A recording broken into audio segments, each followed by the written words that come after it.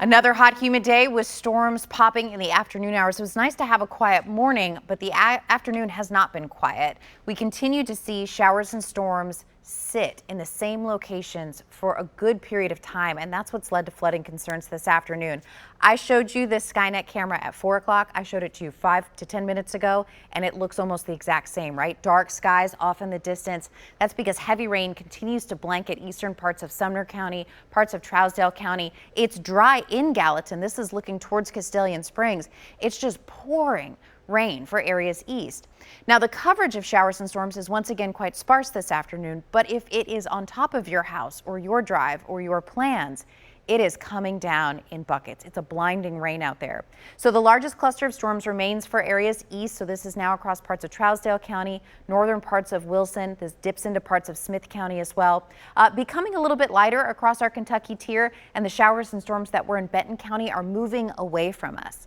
That's the other key thing to know about the storms out here is they're all moving in their own direction. There isn't one wall or one general trend here. They're also just not moving very much. The highest concentration of rain today has been mainly along Interstate 40 and just north of it. That's where you see some of these rainfall totals. Radar is estimating in just the last 6 hours that some spots have already picked up 3 inches of rain. The rainfall rates with the heaviest thunderstorms have been upwards of 3 inches in just an hour. That's why we've had some flooding concerns out there. So showers and storms, I just showed you that Skynet camera. This is what they look like in eastern parts of Sumner. It is starting to weaken just a little bit here, but we still have some pretty hefty downpours. Like I mentioned, upwards of 1 to 3 inches per hour. The heaviest rain right now is in northern parts of Smith County, just coming into Jackson County. So this is near Granville. This will continue for the next few hours or so. That's why we have this handful of flood advisories. So there are a lot of different flavors of flood headlines, and sometimes it can be a little confusing. A flash flood warning means flooding is happening in a flash. That's why it's called flash flooding. That's not what we have. What we have are flood advisories. These are aerial flooding concerns, meaning that runoff and rainfall are combining to cause low-lying areas, streams, and creeks to come out of their banks. So those are the key places to watch.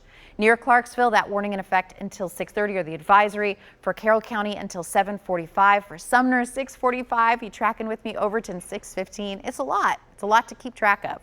Bottom line is, if it is raining where you are, be prepared for flooding. That's the safest bet for the next couple hours. It'll wind down once we get towards sunset.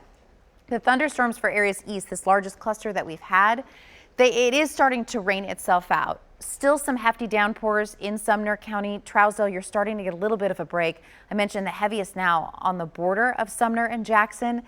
They're not moving very fast. This is a loop over the last 2 hours, and you can see how most of this activity has stayed in the same spot.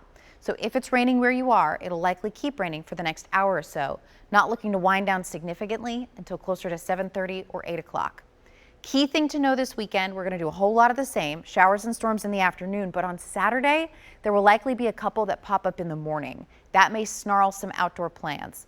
We'll have spotty showers and storms Saturday morning. The atmosphere resets. We do it all over again in the afternoon. So Saturday looks to be the busiest day, at least storm-wise, for your weekend. Sunday should be confined to the afternoon. Despite the fact that we've got rain just like the last few days, this 90-degree stretch looks to continue. Hot, humid, the highest heat index likely near triple digits in some spots. Still looking at a cold front to arrive in the middle part of next week. It's certainly not cold as in you're going to turn your air conditioning off cold, but it does look to bring us a little bit of relief as we head towards the last couple days of July, at least dipping highs down into the 80s.